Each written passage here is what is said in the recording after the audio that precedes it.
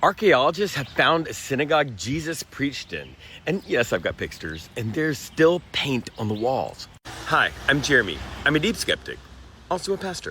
It's in a place that was called Migdal, which linguistically derives from Magdala, as in Mary Magdala, Mary Magdalene, if you are familiar with the Bible. She's the woman who funded Jesus's ministry along with a couple of other women.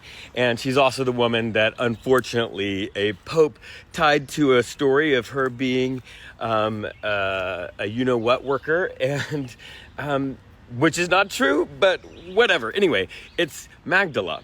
And what's interesting is this location is the location that an ancient historian from the first century named Josephus said this is the place that was where Magdala was. And Josephus gives all kinds of really interesting information about this being a fishing village, being large, etc. And but no archaeological finds had ever really been made in that area until somebody wanted to build a building. So this Christian group, I think called the Legionaries of Christ, decided they were going to build a retreat center. And in Israel, you've got to check for archaeological stuff before you just start digging and pouring foundations. And they started finding stuff and more stuff and more stuff. And they were like, oh wait, this is a huge site. Oh my gosh, it was a fishing village. Oh my gosh, this is definitely Magdala. Okay, I get really excited about this stuff. I'm an archaeology nerd, and archaeology is like life. Nothing is 100%. But this does match all the stuff that we know about Magdala. Let me show it to you. This is it. This is the first century synagogue in Magdala. And this is so well preserved.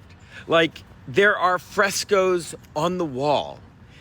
You can look at the floor and see the intricate way that the floor was laid out. You can see colors and all of these beautiful things. And then they found something really amazing. This is it. It's called the Magdala Stone. It has columns that symbolize the temple, but it also has this beautiful symbol that is like a floral rosette kind of symbol. And people have debated what this means, if it's light and life, if it's Shekinah, the dwelling of God's presence in the temple. We're not really sure. And the stone, exactly what it's used for, not 100%, but there's descriptions of something in this ancient way of worshiping being used to hold the Torah, which is really important because the Torah, each of these places where there was a synagogue, would have these incredibly expensive set of the scrolls they would roll out and read from. Books were not cheap.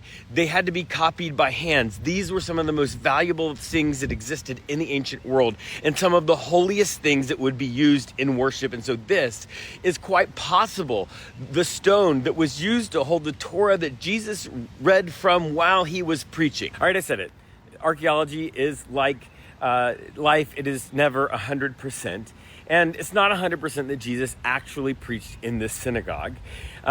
There's no place in the Bible that it says Jesus went to Magdala and preached in the synagogue there. There is a moment where it says that he got on a boat and he went to a place that sounds like Magdala, but is not exactly that word.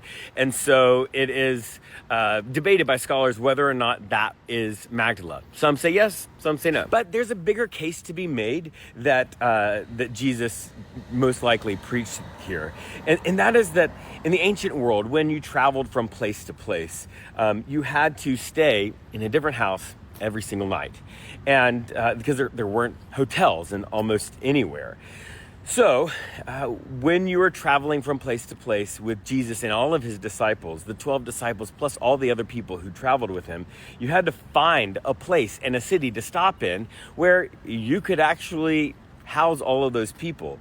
It would make sense a large, prosperous fishing place like Magdala would be a great place to find enough places for all those people to sleep. And the fact that your major benefactor lived there, well, it's even more likely that they stayed there. And since he was a very famous rabbi, if he was there, it was highly highly likely that he would be preaching in the synagogue. So it's not 100%, but those pictures I showed you, very likely that is a place where Jesus preached in the first century.